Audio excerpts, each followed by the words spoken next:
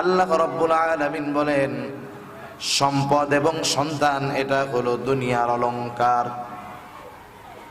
দুনিয়ার মধ্যে যার সম্পদ নাই, যার সন্তান নাই, এর মতো নিঃস্ব কেউ নাই। কারণ একটা মানুষের সম্পদ আছে, সন্তান নাই, সে চিন্তা করে আমাকে আল্লাহ এত সম্পদ দিল কিন্তু একটা সন্তান দেয় নাই, আমার মৃত্যুর পরে এই সম্পদ ভোগ করার মতো একটা মানুষও আমার কাছে নাই। আবার যার অনেক সন্তান আছে, সম্পদ নাই, সেও কিন্তু পেরেশানির মধ্যে আছে।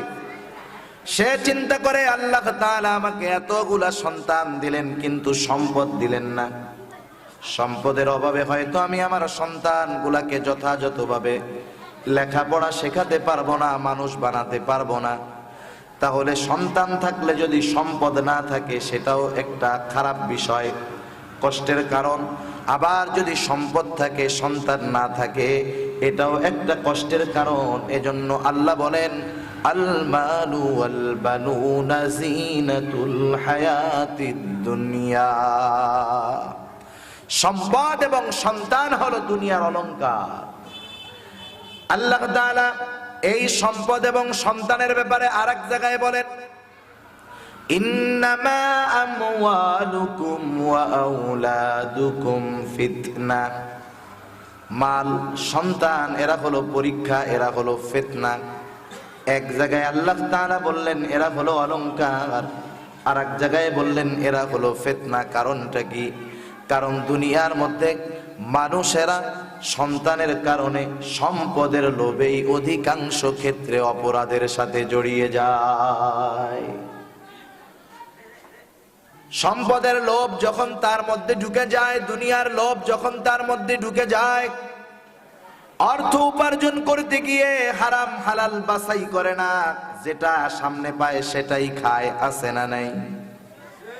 সে চিন্তা করে না এটা হালাল, সে চিন্তা করে না এটা হারাম, তার সামনে যা আছে সে সেগুলা গ্রাস করে নেয়। সেই জন্য অধিকাংশ মানুষ আল্লাহ তাআলার নাফরমানি করে, অধিকাংশ মানুষ শয়তানের ফাঁদে পড়ে যায় দুনিয়ার লোভে, সম্পদের লোভে। এই জন্য আল্লাহ রাব্বুল আলামিন বলেন, এই সম্পদ এবং সন্তান হলো তোমাদের জন্য পরীক্ষা। অনেক সম্পদশালী মানুষ ঘুষ খায়, সুদ খায়, আছে না নাই? সব এলাকায় কম বেশি আছে। আপনি যদি এই সম্পদওয়ালা মানুষটাকে জিজ্ঞাসা করেন, ভাই আল্লাহ তাআলা তো আপনাকে কম সম্পদ দেন নাই, এরপরেও কেন আপনি সুদ খান, এরপরেও কেন আপনি ঘুষ খান? ওই লোকটা হয়তো বলবে, ভাই আমি চিন্তা করতেছি আমি মারা যাওয়ার পরে আমার সন্তানের অবস্থা কি হয়ে যাবে, তাদের সম্পদের প্রয়োজন হবে, আমি এই চিন্তা করে সন্তানের জন্য অর্থ সংগ্রহ করে রেখে যাচ্ছি যাতে আমার অবর্তমানে তার কষ্ট না হয়। আবার যারা গরিব মানুষ, মনে করেন বিভিন্ন শ্রেণীর আছে, কেউ বা রিক্সা চালায়, কেউ বা সিএনজি চালায়, কেউ বা কৃষিকর্ম করে, এইরকম অনেক মানুষ আছে যারা অনেক পরিশ্রম করে কিন্তু ঠিক মতো 5 ওয়াক্ত নামাজ পড়ে না। বলেন তো এমন মানুষ আছে না নাই? রিক্সা চালায়, ভ্যান চালায়, সিএনজি চালায়, কত পরিশ্রমের কাজ করে কিন্তু নামাজ পড়ে না। এদেরকেও যদি জিজ্ঞাসা করেন তুমি জীবনের মায়া ত্যাগ করে এত পরিশ্রম কেন করো, ও প্রশ্নের জবাবে বলবে, আমি আমার স্ত্রী, সন্তান, মা বাবা এদের মোহাব্বতে কষ্ট করি, সম্পদ উপার্জন করি, যাতে আমি দুনিয়া থেকে চলে গেলে আমার অবর্তমানে আমার সন্তানদের সম্পদের অভাব বোধ না হয়। তাহলে সন্তানের মায়ায় সে নামাজ পড়ে না, তার মূল উদ্দেশ্য অর্থ উপার্জন করতেছে সন্তানদের জন্য। তাহলে অধিকাংশ মানুষ হয়তো সম্পদ তথা দুনিয়ার মোহে অপরাধ করে, অথবা সন্তানদেরকে ভালো রাখতে হবে এই জন্য অপরাধ করে। ঠিক কিনা বলেন?